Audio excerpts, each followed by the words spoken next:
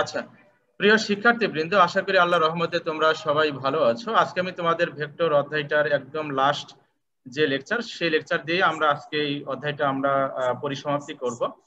তো আজকে আমরা কিছু ম্যাথমেটিক্যাল প্রবলেম সলিউশন করার চেষ্টা করব। যে প্রবলেমগুলো যদি তুমি ভালোভাবে বুঝতে পারো এবং করতে পারো, তাহলে তোমার ডাইভারজেন্স, গ্রেডিয়েন্ট, কার্লের যে কোনো অঙ্কই তুমি পরীক্ষায় এলে তোমরা সলিউশন করতে পারবে, আমি এই বিশ্বাসটা করি। তো আমি দেখো এখানে দুইটা ফাংশন ধরে নিয়েছি। ধরো ফাই একটি ফাংশন, এটাকে বলা হচ্ছে ফাই। তো ফাই ইকুয়াল টু ধরে নিয়েছি x square y z minus x y z, এটা একটা স্কেলার ফাংশন বা স্কেলার ক্ষেত্র। আর ডান দিকে দেখো ভি ভেক্টর ইকুয়াল টু ধরে নেওয়া হয়েছে x square y z i cap two x square y j cap minus x y square z square k cap. এটা কি ক্ষেত্র বলো তো? এই ভি ভেক্টরটা কি ক্ষেত্র? ভেক্টর ক্ষেত্র। ভেক্টর ক্ষেত্র, যে ভেক্টর চিহ্নই দেওয়াই আছে, তাহলে এটা হচ্ছে ভেক্টর ক্ষেত্র, ভিটা হচ্ছে ভেক্টর ক্ষেত্র, আর ফাইটা হচ্ছে স্কেলার ক্ষেত্র। আচ্ছা, এখন দেখো আমরা কয়েকটা প্রশ্ন আমরা এখানে থেকে চেয়েছি। এই চারটা প্রশ্ন যদি ভালো করে বুঝো, তাহলে ডাইভারজেন্স, গ্রেডিয়েন্ট, কার্ল যে কোনো একটা ফাংশনের ক্ষেত্রে তুমি বের করতে পারবে। আচ্ছা, তো দেখো তোমার এক নম্বর প্রশ্ন চাওয়া হয়েছে যে 1 -2 -1 বিন্দুতে এই ফাই ফাংশনটার গ্রেডিয়েন্ট নির্ণয় করো। ডেল ফাই মানে হচ্ছে এই ফাই যে স্কেলার ক্ষেত্রটা ছিল তার কি বের করতে বলা হচ্ছে? গ্রেডিয়েন্ট বের করতে বলা হচ্ছে। এবং সেই গ্রেডিয়েন্টের আবার মান বের করতে বলা হচ্ছে। যেহেতু গ্রেডিয়েন্ট বের করলে তোমার ভেক্টর তৈরি হয়, তাহলে সেই ভেক্টরের বা গ্রেডিয়েন্টের মান চাচ্ছে এখানে। আর এই গ্রেডিয়েন্টের যে সর্বাধিক বৃদ্ধির যে হার পাবা, অর্থাৎ এই যে সর্বাধিক যে মানটা পেলে, মানটা যে বৃদ্ধির দিক কোন দিকে, গ্রেডিয়েন্টের তাৎপর্য হচ্ছে যে এটা সর্বাধিক বৃদ্ধির হার নির্দেশ করে, দিক নির্দেশ করে। তো সর্বাধিক বৃদ্ধির দিক কোন দিকে হবে সেটা আমরা এই জায়গা থেকে বের করব। আর একটা প্রশ্ন চাওয়া হয়েছে যে এত বিন্দুতে ডেল ডট ভি নির্ণয় করে ভৌত তাৎপর্য ব্যাখ্যা করো। তো ডেল ডট ভি মানে কি বলতো? ভি ফাংশনটার কি বের করা হচ্ছে? ডাইভারজেন্স বের করা হচ্ছে। নাফিসা আক্তার, ধন্যবাদ। আর পরেরটা হচ্ছে তোমার এবং ভৌত তাৎপর্য ব্যাখ্যা করতে বলা হচ্ছে যে কি ভৌত তাৎপর্য তৈরি হবে সেই ডাইভারজেন্সের। আর 3 নম্বর প্রশ্নটা হচ্ছে তোমার গ্রেডিয়েন্ট বের করতে বলা হচ্ছে। Gradient, sorry, curl, del cross v মানে কার্ল বের করতে বলা হচ্ছে এত বিন্দুতে। এবং সেই কার্ল নির্ণয় করে তোমাদের চেয়েছে যে ভৌত তাৎপর্যটা তোমাকে ব্যাখ্যা করতে। আর আরেকটা প্রশ্ন আমরা এখানে দিয়েছি, ওই যে লাস্টের যে পয়েন্টটা ছিল যে কোন ভেক্টর ফাংশনের কার্লের ডাইভারজেন্স নির্ণয় করতে হবে।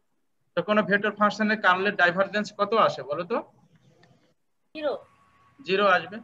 তাহলে দেখো তো এই প্রশ্নটার মধ্যে আসে।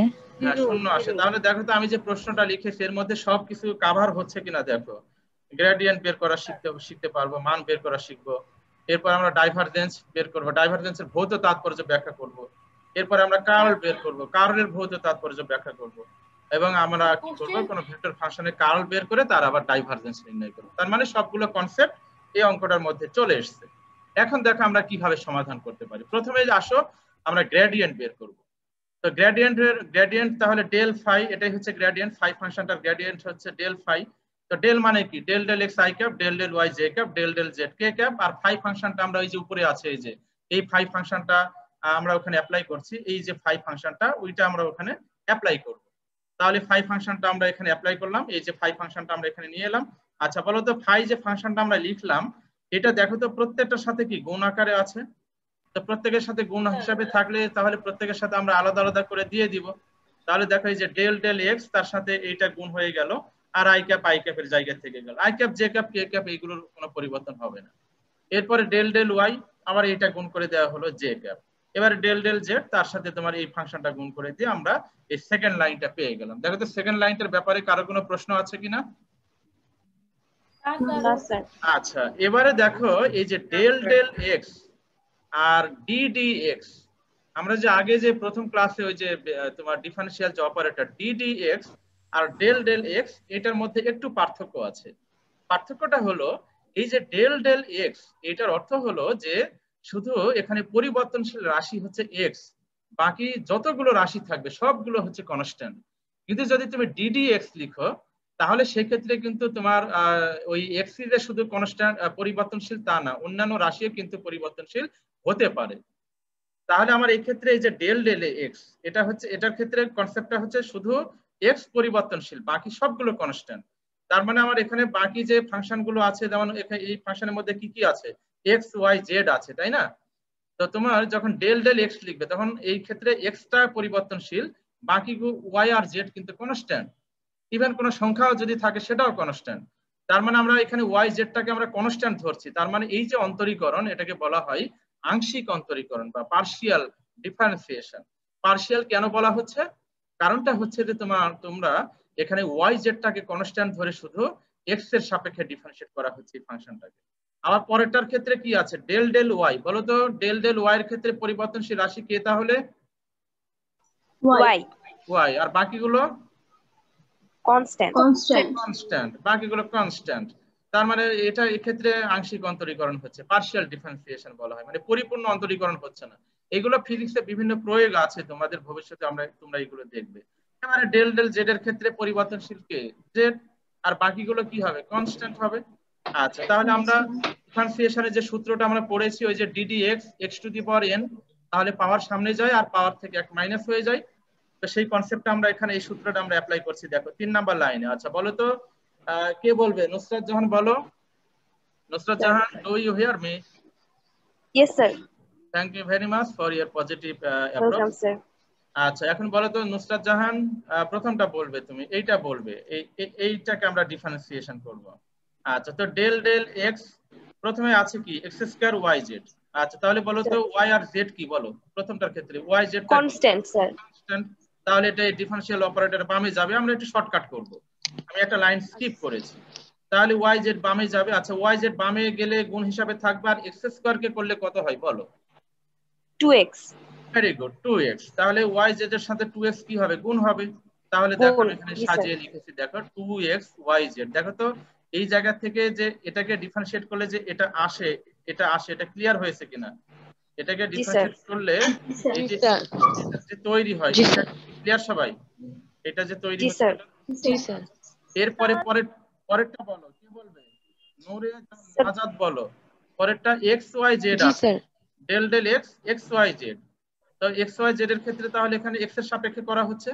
তাহলে ওয়াই জেড কি? কনস্ট্যান্ট। তো ওয়াই জেড বামে যাবে। জি স্যার। আর এক্স কে করলে কত হয় বলো তো? Del del x of x মানে কত? এক্স এ করলে কি? এক্স অফ এক্স মানে স্যার শূন্য, মানে 1 হবে। তাহলে 1 কে অন হবে, মানে কোনো কিছুই হবে না। 1 হবে, কোনো কিছু না, 1 হবে। তো 1 দ্বারা ওয়াই জেড কে গুণ করলে কত হবে? ওয়াই জেড হবে। ওয়াই জেড হবে। বাকিরা ক্লিয়ার হয়েছে সবাই? জি স্যার। একটা অঙ্ক ভালো করে বুঝলে দুনিয়ার সব অঙ্ক পারবে, গ্রেডিয়েন্ট বের করা পারবে। একটা অঙ্ক ভালো করে বুঝা, এই জন্য আমি সময় দিয়ে পড়াচ্ছি। আচ্ছা এবারে বলো তো কে বলবে? তোমার ফারাবি আলম সানহা বলো। ফারাবি ক্লাসে আছো?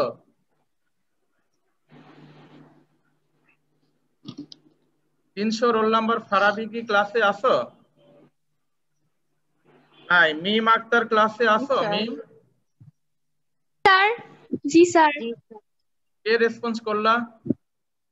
স্যার আমি মিম। আচ্ছা মিম বলো তো। দেখো পরেরটা আমরা করছি, এইটা করব এখন, এইটা করব। আচ্ছা তো এটা কি? Del del Y. তাহলে ওয়াই বাদে বাকি সবগুলো কি? কনস্ট্যান্ট। আচ্ছা তো প্রথমে দেখো এক্স স্কয়ার ওয়াই জেড আছে, তাই না? X square y z. তাহলে এক্স স্কয়ার জেড কি? কনস্ট্যান্ট, বামে যাবে। এবারে ওয়াই কে করলে কত হবে? Del del Y of Y মানে কত? 1। জি স্যার। ফাইনালি কি রেজাল্টটা বের হলো এখান থেকে? X square Z. এই যে দেখো এক্স স্কয়ার জেড। ক্লিয়ার সবাই?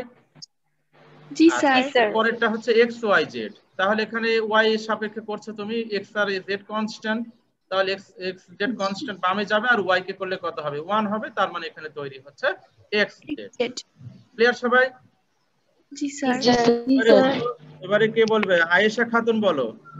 আয়েশা খাতুন কি ক্লাসে আছো? আয়েশা ক্লাসে আছো?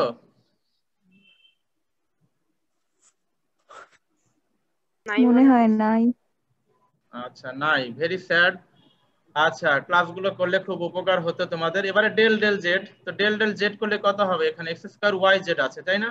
তো এক্স স্কয়ার ওয়াই জেড, তাহলে জেড কে করলে কত হবে? 1। তাহলে ফাইনালি কি বের হয়ে গেল? X square y. এই যে দেখো নিচে এক্স স্কয়ার ওয়াই আর এক্স ওয়াই জেড। তাহলে এক্স ওয়াই জেড এর পরিবর্তে আমার এখানে এক্স ওয়াই থাকবে, জেড কত হবে? 1 হয়ে যাবে। দেখো তো এই থার্ড নাম্বার লাইনটা ক্লিয়ার কিনা একদম বলো। জি স্যার জি স্যার এইভাবে যে কোনো জি, স্যার। স্কেলার ক্ষেত্রের গ্রেডিয়েন্ট এই নিয়মেই তোমাকে বের করতে হবে। আচ্ছা, এবারে একটা বিন্দু আমরা বলে দিয়েছি, কোন বিন্দুতে? এই যে 1 -2 -1। আচ্ছা, 1 মানে কি? x এর মান, 2 মানে কি? -1 y এর জি মান, স্যার -1 Y মানে এর মান। z এর মান। y এর তার মানে এর মান এই যে আমরা গ্রেডিয়েন্ট যেটা পেলাম সেইখানে এই বিন্দুটা আমরা অ্যাপ্লাই করব, মানটা প্রয়োগ করব। তো দেখো এত বিন্দুতে ডেল ফাই, এই যে আমরা 3rd নাম্বার যে লাইনটা আমরা করেছি, এই জায়গায় আমরা এই মানটা অ্যাপ্লাই করব। এই জায়গায় এই যে গ্রেডিয়েন্ট যেটা পেয়েছি সেখানে মানটা অ্যাপ্লাই করব। তার মানে এক্স ওয়াই জেড এর মানটা আমরা এখানে প্রথম লাইনে অ্যাপ্লাই করলাম, করলে ক্যালকুলেশন করলে এই রেজাল্টটা তৈরি হবে যে 2i ক্যাপ আর জে ক্যাপ এগুলো শূন্য হয়ে যাচ্ছে ক্যালকুলেশন করলে। তোমরা একটু ক্যালকুলেশন গুলো দেখে নিও, এগুলো বলতে গেলে আবার অনেক সময় যাবে। তাহলে 2i cap plus 0 J cap plus 0 কে ক্যাপ। তার মানে ফাইনালি আমরা এখানে কত পাচ্ছি? 0 জে ক্যাপ 0 কে ক্যাপ, তার লেখার প্রয়োজন নাই। তাহলে আমরা ওই বিন্দুতে গ্রেডিয়েন্টটা পেয়ে গেলাম। দেখো ডেল ফাই, এই যে লাল বক্সের মধ্যে, del phi that is equal to 2i cap. এবার এই গ্রেডিয়েন্টের মান কত হবে বলো তো? এই গ্রেডিয়েন্টটা কি একটা ভেক্টর ফাংশন তৈরি হলো, তাহলে ভেক্টর ফাংশনটার মান কত হবে? মডুলাস নিয়ে নাও। মডুলাস করলে হ্যাঁ, রুট ওভার ওই যে আই ক্যাপের সহগ তার উপরে স্কয়ার প্লাস জে ক্যাপের সহগ তার উপরে স্কয়ার প্লাস কে ক্যাপের সহগ তার উপরে স্কয়ার। তো এখানে তো শুধু আই ক্যাপ এসেছে, তাই না? তো আই ক্যাপের সহগ কত? 2, তো 2 এর উপরে স্কয়ার করলে কত হবে? 4 হবে। তো 4 রুটের মধ্যে আছে, তার মানে কাটাকাটি হলে কত হবে? 2 হয়ে যাবে। তাহলে এখানে গ্রেডিয়েন্টের মানটা আমরা পেলাম কত? 2। এবারে এই যে ভেক্টর যে ক্ষেত্রটা তৈরি হলো, এই গ্রেডিয়েন্টের যে বৃদ্ধির হারটা, এই যে 2 যে মানটা তৈরি হলো, এই মানটা কোন বিন্দুর দিকে? x অক্ষের দিকে। না, কোন বিন্দুর দিকে সেটা আমরা, এই যে আমরা ওই বিন্দু, এখানে যে গ্রেডিয়েন্টটা তোমরা পেয়েছো, দেখো এই যে গ্রেডিয়েন্ট, এই যে 2i ক্যাপ 0 জে ক্যাপ 0 কে ক্যাপ, এই জায়গা থেকে তোমার বিন্দুটা বলতে হবে। তো এখানে বলো তো আই ক্যাপের সহগ কত বলো তো? 2 না? জে ক্যাপের সহগ কত? 0। আর কে ক্যাপের সহগ কত? 0। তার মানে ওই গ্রেডিয়েন্টের সর্বাধিক বৃদ্ধির দিকটা হবে 2, 0, 0 বিন্দুর দিকে। তার মানে y আর z তো 0, তার মানে গ্রেডিয়েন্টের সর্বাধিক বৃদ্ধির দিক কোন দিকে হবে বলো তো? ধনাত্মক। x অক্ষের দিকে। ভালো করে বলো, ধনাত্মক x অক্ষের দিকে। ধনাত্মক x অক্ষের দিকে। ধনাত্মক x অক্ষের দিকে। আচ্ছা, যদি 2 মাইনাস হতো তাহলে কি বলতে? স্যার ঋণাত্মক x অক্ষের দিকে। x অক্ষের দিকে। আর এখানে বাকিগুলো 0 আসছে, বাকিগুলো কিন্তু অন্য অঙ্কের ক্ষেত্রে 0 নাও আসতে পারে, বুঝতে পেরেছো? অন্য অঙ্কের ক্ষেত্রে মান আসতে পারে, কিন্তু সেটা প্লাস মানও হতে পারে মাইনাস মানও হতে পারে। তাহলে দেখো তো, যে কোনো ফাংশনের গ্রেডিয়েন্ট বের করে তার মান বের করে ওই গ্রেডিয়েন্টের বৃদ্ধির দিক কোন দিকে হবে, এই তিনটা জিনিস বের করতে পারবে কিনা আমাকে ইনশিওর করো। জি স্যার পারবো। জি স্যার। এবারে আমরা এখন গুরুত্বপূর্ণ প্রশ্নে যাচ্ছি। গ্রেডিয়েন্টটা সাধারণত পরীক্ষায় তেমন আসে না। ধনাত্মক x অক্ষের দিকে। হ্যাঁ, এতক্ষণ পরে বলছো, এত পরে বললা কে? আচ্ছা আচ্ছা, এখন আমরা কি বের করবো? ডাইভারজেন্স। ডাইভারজেন্সটা থেকে কিন্তু পরীক্ষায় খুব প্রশ্ন হয়, তো ভালো করে মনোযোগ সহকারে শুনবে। তো ডেল ডট ভি, এটাই হচ্ছে ডাইভারজেন্স। তো ডেল মানে হচ্ছে এই যে del del x i cap, del del y j cap, del del z k cap লেখা হলো। আর ভি যে ভেক্টর ফাংশনটা আমরা ধরে নিয়েছি, সেই ভেক্টর ফাংশনটা আমরা এখানে লিখলাম। এবার মাঝখানে কিন্তু অবশ্যই ডট চিহ্নটা দিতে হবে। আচ্ছা, তো ডটের নিয়ম কি বলো তো? ডটের নিয়ম হচ্ছে, সময় আক্তার বলো, ডটের নিয়ম কি? সময় আক্তার,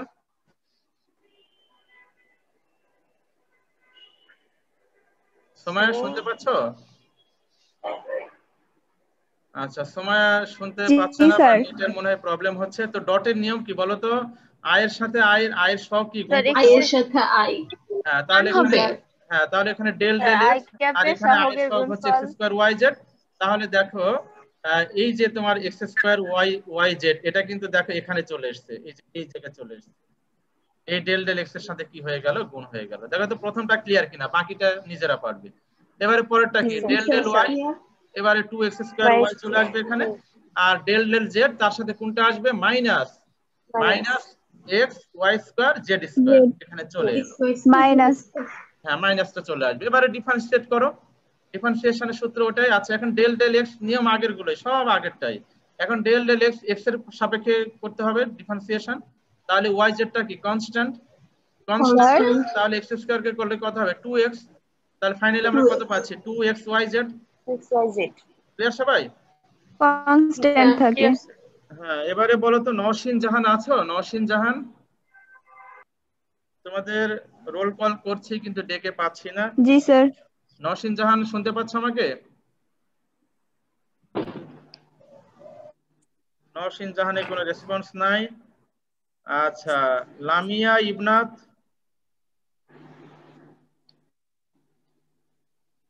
আচ্ছা কেউই রেসপন্স করছে না, সময় নষ্ট হচ্ছে। আচ্ছা এখন তাহলে আমরা এখানে গ্রেডিয়েন্টটা ডাইভারজেন্সটা পেয়ে গেলাম। এই যে দেখো del dot v equal to আমরা গ্রেডিয়েন্টটা পেয়ে যাচ্ছি। দেখো তাহলে পরেরটার ক্ষেত্রে কি ডেল ডেল ওয়াই, তো ডেল ডেল ওয়াই এর ক্ষেত্রে কি আছে এখানে ফাংশন 2x² y, তাহলে 2x² কি কনস্ট্যান্ট, তো 2x² কনস্ট্যান্ট হলে বামে যাবে আর y কে করলে কত হবে 1, তার মানে ফাইনালি কি রেজাল্ট পেলাম 2x² পেলাম, তাই না? এবারে পরেরটা হচ্ছে দেখো এখানে ভিতরে একটা মাইনাস আছে, এই যে ফাংশনটার ভিতরে এই যে del del z minus x Y square Z square, তো এই মাইনাসটাকে আমরা প্রথমে নিয়ে এলাম, কেননা মাইনাসটা এটার সাথে গুণ আছে, তাই না? এই জন্য মাইনাসটাকে বামে এনে এটার সাথে প্লাসে মাইনাসে মাইনাস হয়ে গেল। এবারে জেড এর সাপেক্ষে করো, তাহলে এক্স ওয়াই স্কয়ার কি কনস্ট্যান্ট, তাহলে এটা বামে যাবে, আর জেড স্কয়ার কে করলে কত হবে বলো তো? 2z। এটাকে আমি একটু সাজিয়ে লিখেছি, এখানে 2টা প্রথমে লিখলাম এক্স ওয়াই স্কয়ার জেড, মানে ওই যে এক্স ওয়াই জেড এর যে ক্রমটা সেভাবে আমরা লিখেছি। জি স্যার। সবাই ক্লিয়ার হয়েছে কিভাবে আমরা ডাইভারজেন্সটা বের করলাম? জি স্যার। আচ্ছা এবার একটা বিন্দু বলে দেওয়া আছে, একটা বিন্দু ওই যে 2 - 1 1, এই বিন্দুতে ডাইভারজেন্সটা কত হবে? তো এই বিন্দুর মান বসাইতে হবে, এক্স এর মান ওয়াই এর মান জেড এর মান এখানে অ্যাপ্লাই করো, এখানে গ্রেডিয়েন্ট যেটা ডাইভারজেন্স যেটা পেয়েছো সেখানে মানটা অ্যাপ্লাই করো। এই মানটা অ্যাপ্লাই করার পরে ক্যালকুলেশন করলে দেখো আমরা কত পেয়েছি বলো তো? এখানে ডেল ডট ভি ডাইভারজেন্সটা কত এলো? শূন্য ডাইভারজেন্স। আচ্ছা শূন্য ডাইভারজেন্সের মিনিং কি বলো তো? সলিনয়েডাল। এটার আরেকটা অর্থ হচ্ছে পাইপ শেপড, বাংলায় বলা হয় চঙ্গাকৃতি বলা হয়। দুটো একটু মনে রাখবে, হ্যাঁ অঙ্ক বিভিন্ন ভাবে আসে। তাহলে এই ক্ষেত্রে আমার এই ভেক্টর ক্ষেত্রটা কি হবে? সলিনয়েডাল বা চঙ্গাকৃতি পাইপ শেপড। এর অর্থ কি? এর অর্থ হলো যে ওই চঙ্গে বা ওই ক্ষেত্রে যে পরিমাণ প্রবাহী পদার্থ দিয়ে যদি বলো, তাহলে যে পরিমাণ প্রবাহী প্রবেশ করবে ওই পরিমাণ প্রবাহী আবার কি হবে? বের হয়ে যাবে। আগত তড়িৎ ফ্লাক্স দিয়ে যদি বলো, চৌম্বক ফ্লাক্স দিয়ে যদি বলো, তাহলে এই ক্ষেত্রে যে পরিমাণ চৌম্বক ফ্লাক্স বা তড়িৎ ফ্লাক্স আগমন করবে ওই পরিমাণ তড়িৎ ফ্লাক্স বা চৌম্বক ফ্লাক্স আবার কি হয়ে যাবে? নির্গত হয়ে যাবে, বের হয়ে যাবে। তার মানে আমার ডাইভারজেন্স শূন্য হচ্ছে। ক্লিয়ার হয়েছে সবাই? এটা কি কথায় লিখতে হবে? হ্যাঁ এই যে কথায় লিখতে হবে, আমি তাৎপর্যটা শর্টকাট লিখেছি, তোমরা একটু বাংলা ভাষায় সুন্দর করে লিখবে। তাৎপর্যটা হচ্ছে এই ক্ষেত্রটা কি হবে? সলিনয়েডাল বা চঙ্গাকৃতি। কেন? কারণ আমরা জানি যে কোনো ভেক্টর ফাংশনের ডাইভারজেন্স শূন্য হলে সেটাকে কি বলা হয়? চঙ্গাকৃতি বলা হয় বা সলিনয়েডাল বলা হয়।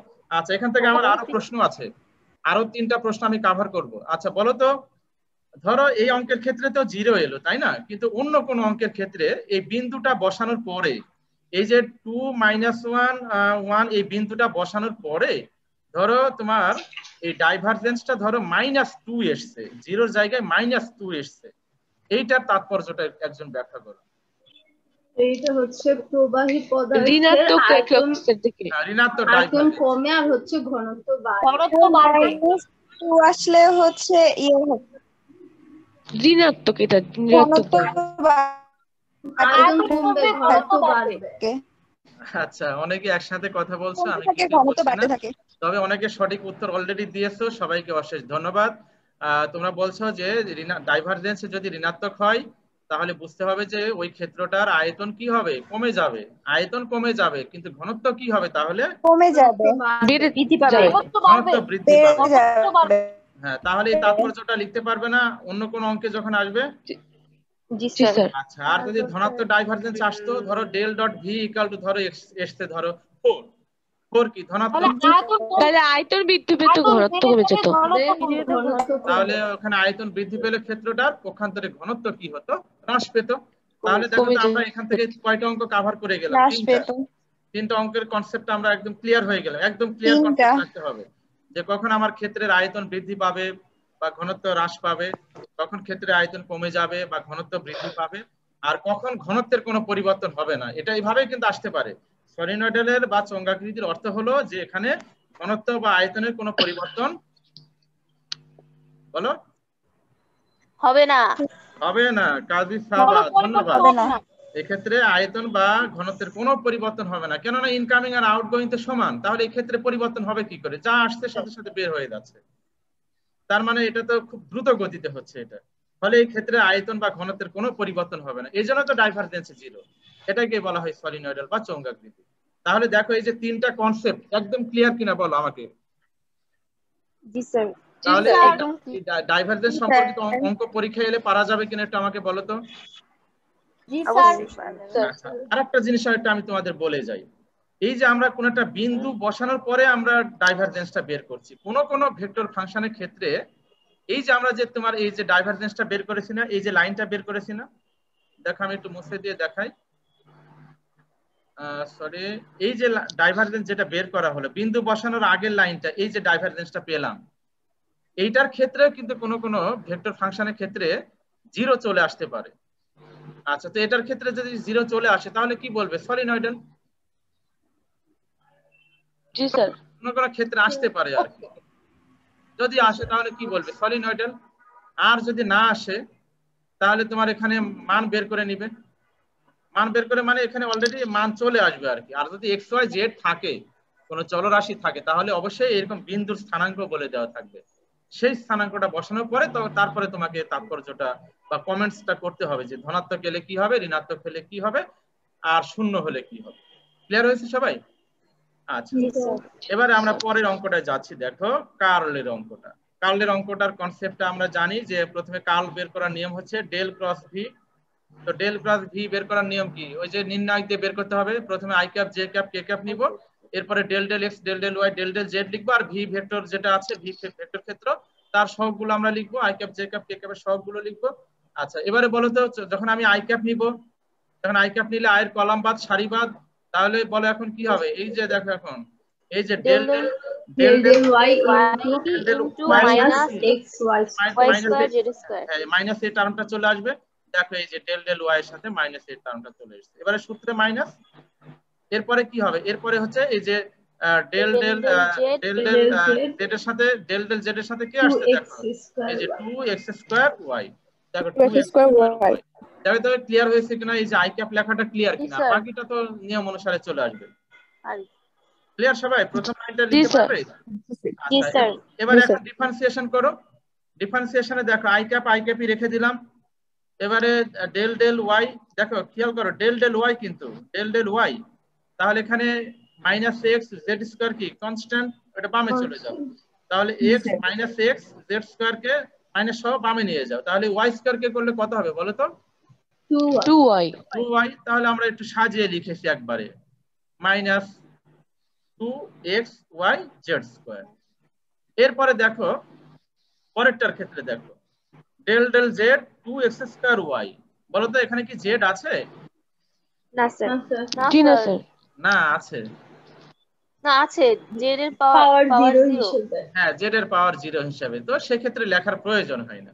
তো বলো তো তার মানে কি সবগুলোই কি এখানে তাহলে কনস্ট্যান্ট? তো কোন কনস্ট্যান্টকে ডিফারেন্সিয়েট করলে কি হয় বলো? 0 0 হয়ে 0 যায়। হয়। তাহলে এই যে 0 চলে আসছে। 0। ক্লিয়ার সবাই? জি স্যার। জি স্যার। একইভাবে জে এর ক্ষেত্রে এইভাবে লিখবে, এই যে জে ক্যাপ তারপরে ডেল ডেল এক্স। তো ডেল ডেল এক্স এর সাপেক্ষে করতে হবে। তো ডেল ডেল এক্স এর সাপেক্ষে দেখো minus x Y square Z square. তো Y square Z square minus সহ বামে নিয়ে যাও, তাহলে DD del del x of x মানে কত? 1। তাহলে ফাইনালি আমরা কি পাচ্ছি এখানে? Minus Y square Z square. এই যে দেখো minus Y square Z square পেয়েছো। এই যে দেখো আমার কার্সরটা খেয়াল করো, minus Y square Z square. একইভাবে এই পরেগুলো পারবে কিনা এখন আমার বলার দরকার আছে কিনা বলো? খুবই ইজি, একেবারে ইজি। দেখো তাহলে আমরা এই তোমার এই নির্ণায়কের মাধ্যমে আমরা কি বের করে ফেললাম? আমরা ওই ভেক্টর ফাংশনটার কার্ল বের করে ফেললাম। এটাই হচ্ছে কার্ল। এই যে আমি যে লাইনটা টেনে দিলাম এটাই হচ্ছে কার্ল। এবারে একটা বিন্দু বলা আছে, ওই যে 2 - 1 1 বিন্দু বলা আছে। তাহলে এই বিন্দুতে কার্লটা বের করে নাও। তাহলে এখানে এই যে উপরে লাইনে কি করবে? এক্স ওয়াই জেড এর মানটা অ্যাপ্লাই করবে। তো এক্স ওয়াই জেড এর মানটা যদি অ্যাপ্লাই করা হয় তাহলে দেখো ফাইনালি আমার এখান থেকে কি রেজাল্টটা বের হয়ে এসেছে। আমি আর মান কিভাবে অ্যাপ্লাই করতে হয় সেটা তো তোমরা জানোই।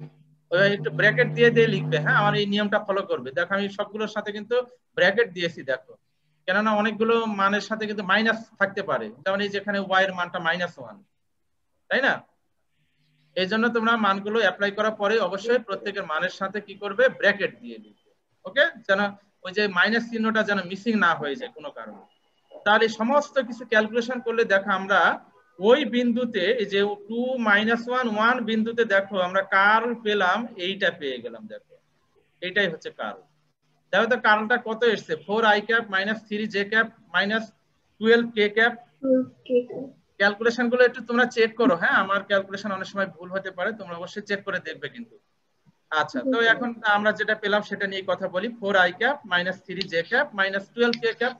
আচ্ছা, এখন বলো তো এই যে আমরা যে কার্ল যেটা পেলাম, এই কার্লটা কি শূন্য এসছে বলো তো, না এটার একটা মান তৈরি হবে?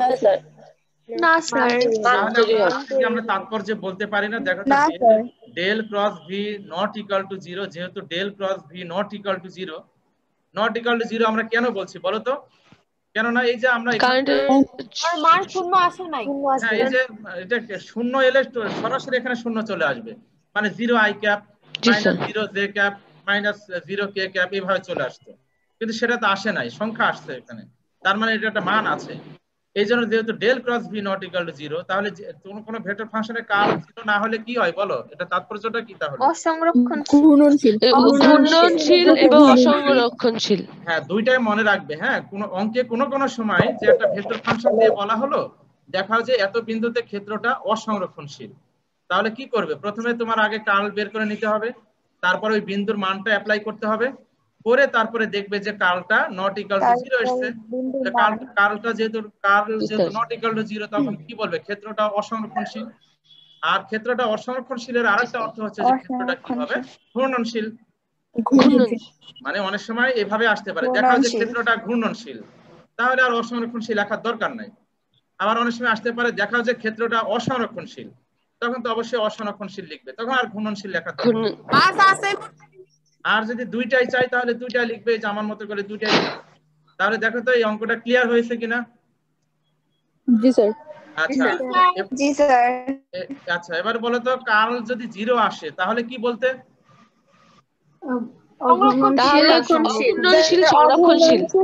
তাহলে ক্ষেত্রটা ঘুরবে না, রোটেট হবে না, অঘূর্ণনশীল। আর অঘূর্ণনশীলের আরেকটা অর্থ হচ্ছে ক্ষেত্রটা সংরক্ষণশীল। তাহলে কোন একটা ফাংশন দিয়ে যদি বলে দেখাও যে এই ভেক্টর ক্ষেত্রটি সংরক্ষণশীল, তাহলে কি প্রমাণ করবে? প্রথমে আগে কার্ল বের করতে হবে।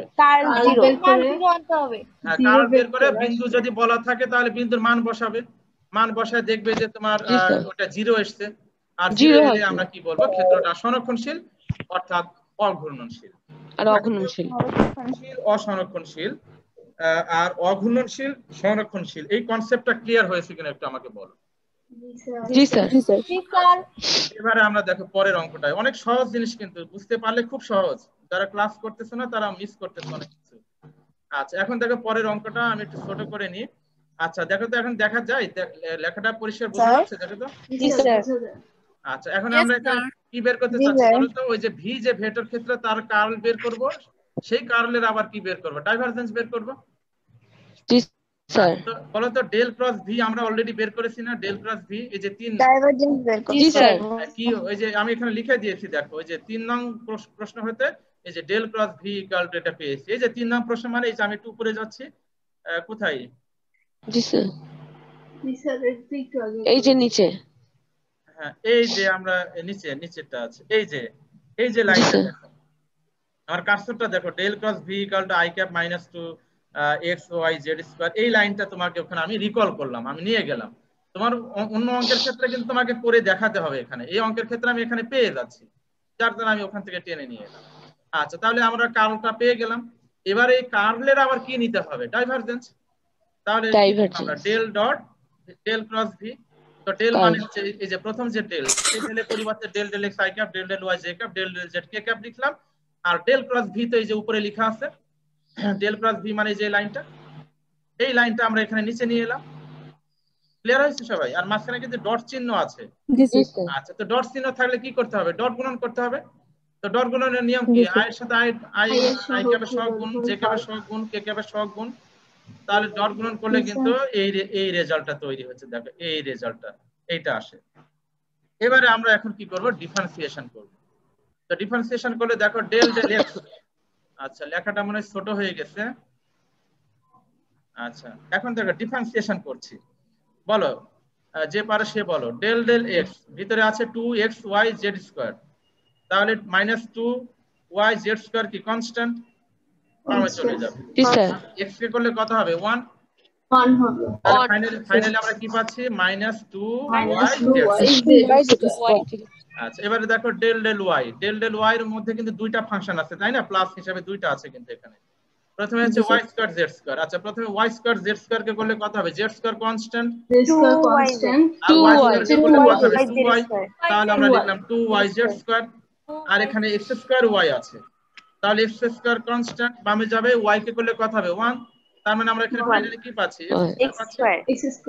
আচ্ছা ভেরি গুড। এবারে দেখো ডেল ডেল জেড, কত মজার অঙ্ক দেখো, এগুলো কোন অঙ্ক হলো বলো, ডেল ডেল জেড 4xy। আচ্ছা বলো তো 4xy এর সাথে কি জেড আছে প্রথম টার্মটার সাথে? আছে আছে জিরো পাওয়ার জিরো আর জিরো আছে, জিরো মানে তো এটা আসলে 1 লেখার প্রয়োজন হয় না, তার মানে 4xy এই তিনটাই কনস্ট্যান্ট, তো তিনটাই কনস্ট্যান্টকে ডিফারেন্সিয়েট করলে কত হবে, জিরো হবে। আর মাইনাস s²z, তো -s² বের হয়ে যাবে, আর z কে করলে 1 হবে, তাহলে -s² পেয়ে গেলাম। জি স্যার এবারে দেখো এগুলো সব কাটাকাটি হয়ে গেছে, দেখো এই যে -s² প্লাস s², আবার 2yz² -2yz² কাটাকাটি হয়ে কত হয়ে গেল বলো, 0 তাহলে কি শিখলে বলো, যে কোনো ভেক্টর ক্ষেত্রের যদি কার্ল নাও এবং তার যদি ডাইভারজেন্স নাও, সেটা অলওয়েজ কি হবে বলো, 0 শূন্য হবে। জিরো হতেই হবে। জিরো যদি না হয় তাহলে বুঝতে হবে যে তোমার ক্যালকুলেশনে কোথাও ভুল হয়েছে, এটা সবসময় মনে রাখবে। যে কোনো ভেক্টর ক্ষেত্রের কার্লের ডাইভারজেন্স অলওয়েজ 0 আসবে, তার একটা এই যে প্রমাণ আমরা দিলাম, ওই যে গত দিনে যে আমি তাৎপর্যে লিখেছিলাম তার একটা অঙ্ক আমি এখানে করিয়ে দিলাম, দেখো তো এটা ক্লিয়ার হয়েছে কিনা। তাহলে আমরা ডাইভারজেন্স, গ্রেডিয়েন্ট, কার্লের সব ধরনের কনসেপ্টের অঙ্ক আমরা জানলাম। এবারে বই থেকে একটা অঙ্ক আমি নিয়ে আসছি, দেখি তোমরা পারো কিনা। বই থেকে একটা অঙ্ক আমি এখানে নিয়েছি, এটা আমিন হোসেন স্যারের বই থেকে আমি নিয়েছি। 1 বিন্দুতে এই ভেক্টর ক্ষেত্রের কার্ল নির্ণয় করো। আচ্ছা তো কার্ল নির্ণয় নিয়ম তো আমাদের আগেরটাই, del cross A equal to নির্ণয় চিহ্ন দিয়ে লিখতে হবে, লিখার পরে তোমার এই লাইনটা তৈরি হবে, এবার সেকেন্ড লাইনটাকে কি করতে হবে, ডিফারেন্সিয়েশন করতে হবে। তো সেকেন্ড লাইনটাকে ডিফারেন্সিয়েশন করলে তোমার যে রেজাল্টটা বের হবে সেটা তোমার এই রেজাল্টটা বের হয়ে এলো, এই রেজাল্টটা বের হয়ে। এবার এখানে বিন্দু বলা আছে এই যে 1 1 -1 বিন্দু, তাহলে 1 1 -1 বিন্দু এখানে অ্যাপ্লাই করলাম। আচ্ছা অ্যাপ্লাই করার পরে দেখো তো এই কার্লটা কি 0 এসেছে না not equal to 0? not equal to 0। তাহলে কমেন্টস কি করবে তোমরা, কি কমেন্টস লিখবে? এটা হলো ক্ষেত্রটা ঘূর্ণনশীল এবং অসংরক্ষণশীল। হ্যাঁ ক্ষেত্রটা ঘূর্ণনশীল এবং আর অসংরক্ষণশীল। সংরক্ষণশীল কে বলছো? স্যার আমি লামিয়া রহমান। লামিয়া রহমান ভুল করছো রে বাবা তুমি। কার্ল যদি 0 না আসে তাহলে ক্ষেত্রটা ঘূর্ণনশীল এবং অসংরক্ষণশীল। হ্যাঁ আর কার্ল যদি 0 আসে তাহলে সংরক্ষণশীল কিন্তু অঘূর্ণনশীল। ওই যে আমি তাৎপর্যগুলো যেটা লিখে দিয়েছি ওইগুলো মুখস্থ করবে, ওইগুলো কিন্তু অনুধাবনমূলক প্রশ্ন হিসেবে আসে। আমি যেগুলো লিখে দিয়েছি ওইগুলো লিখলে 2 এ 2 পেয়ে যাবে।